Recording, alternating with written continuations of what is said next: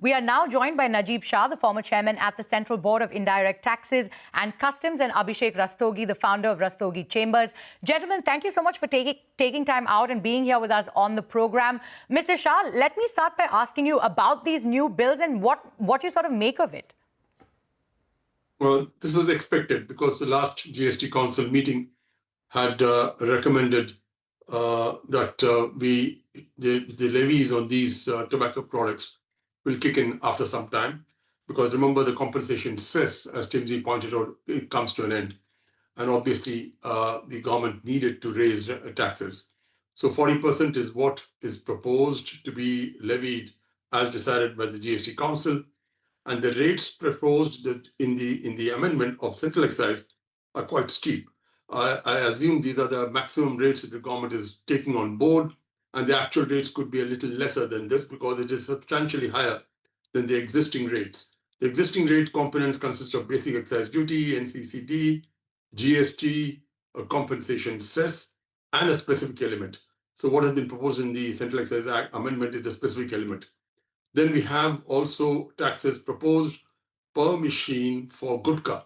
Now, I don't think that's a good idea because our experience in central excise has been very poor. It leads to great enforcement challenges, but that's what has been proposed in the cess amendment proposed for health and security purposes. I would like to break you over there, sir, just a moment. As you said, this idea is not new when it comes to taxing the production capacity when it comes to the pan masala, that is health security and national security, the two cesses that the government is proposing. And as you said, this particular regime existed pre-GST also in the erstwhile indirect tax regime. And you saw a lot of leakages happening there. Do you think that leakages will continue in the coming months once this new regime kicks in? And what is it that the government will see in terms of revenues? Yeah, technologically, we are far superior than what we were. But remember, the tax element on a production basis linked to machines would mean necessarily enforcement challenges. It will necessarily mean registration, visits to the factories, etc., etc. So I think it will be challenging.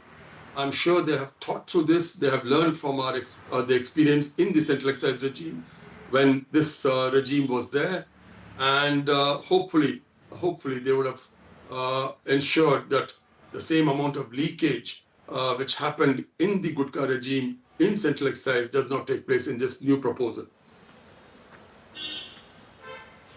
Bringing in Abhishek Rastogi in this conversation, when it comes to the two amendment, the amendment in the excise plus this new cess. Abhishek, coming to you now, considering that till now the share on indirect taxes on these particular items were going to the states and centre equally.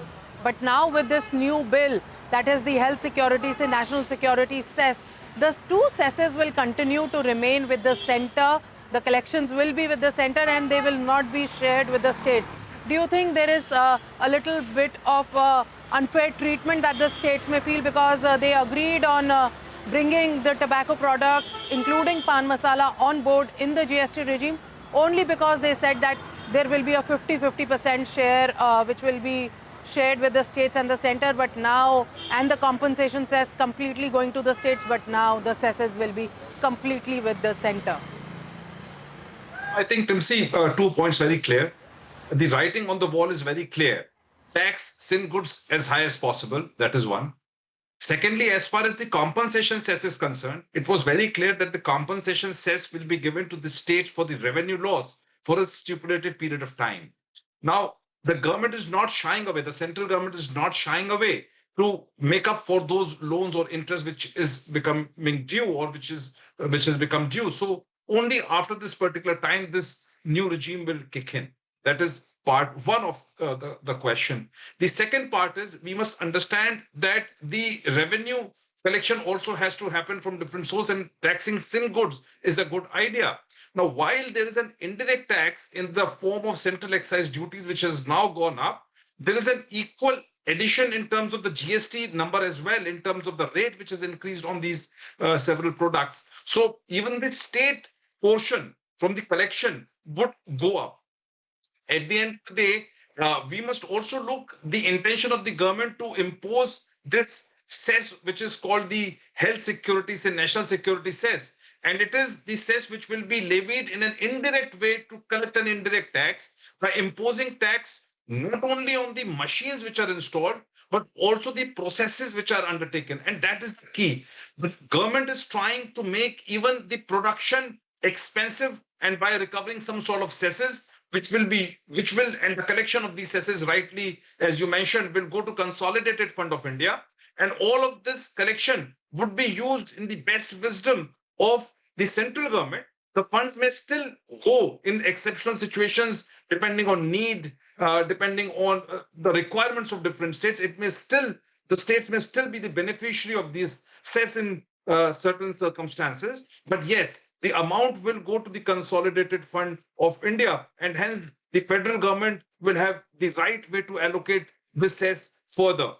There are certain issues which are also very relevant. So, for instance, when we talk about the health security and national security cess, what happens in case of leasing companies? So there could be challenges, as what Mr. Najib Shah also mentioned, that taxing this or collecting this cess may not be easy because there will be a lot of complexities. The imports, you will have to see whether how individuals are getting these products into India.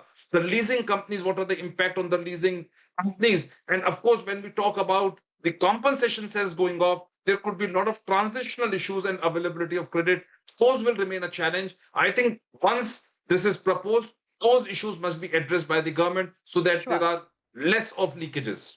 All right, Mr. Shah, Mr. Rastogi, thank you so much for taking time out and being here with us on CNBC TV 18.